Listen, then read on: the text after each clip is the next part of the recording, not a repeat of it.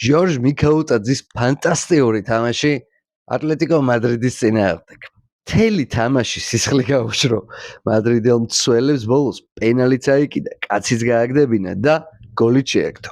მოკლედ, თამამად შეგვიძლია ვთქვათ, რომ წელს ლა ლიგა ქართული ჩემპიონატია. ჟორჟი, ქოჩორა, ციტაიშვილი, გულიაშვილი, საბა საზონოვი. ეს ხუთი ფეხბურთელი წელს ლა ლიგაში გვეყოლება. ანუ ყოველ მათგანს წელს ორ-ორი თამაშის ჩატარება მოუწევს ბარსასთან, ატლეტიკოსთან და მადრიდის რეალთან. ამდენად მნიშვნელოვანია ეს ამბავი საქართველოს ნაკრებისთვის და ზოგადად ქართული ფეხბურთისთვის, ალბათ ამას დამატებითი ახსნა ნამდვილად არ სჭირდება. განსაკუთრებით სასიხარულო და სასიამოვნოა ალბათ საბა საზონოვის შემთხვევა, რომელიც ბოლო 2 წლის მანძილზე რეალურად წვალობდა ტორინოში. ახლა კი ახალ გუნდშია, ევროთასების მონაწილე გუნდშია, ისეთ გუნდშია, რომელიც მის სათამაშო მანერას ნამდვილად შეეფერება. აგერ გუშინ ძირითად შემადგენლობაშიც იყო.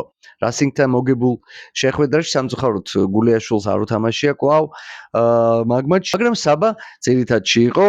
იქამდეც კონფერენს ლიგის მატჩიც ითამაშა, პირველ ტურში შემოიყვანეს. მოკლედ აშკარად რჩება ისეთი შეგრძნება, რომ როგორც იქნა საზონოვმა თავისთვის კომფორტული გუნდი იპოვა.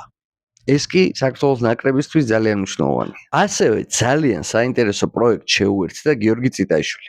რაიო ვალეკანო ბოლო წლებია ჩამოყალიბდა ისეთ კერკეტ კაკლად ესპანურ ფეხბურთში, შარშან კონფერენს ლიგის ფინალი ითამაშეს. წელსაც დარწმუნებული ვარ, რომ კონკურენტუნარიანი გუნდი იქნება და ციტაც გაიბრწყინებს ესპანურ მინდვრებზე.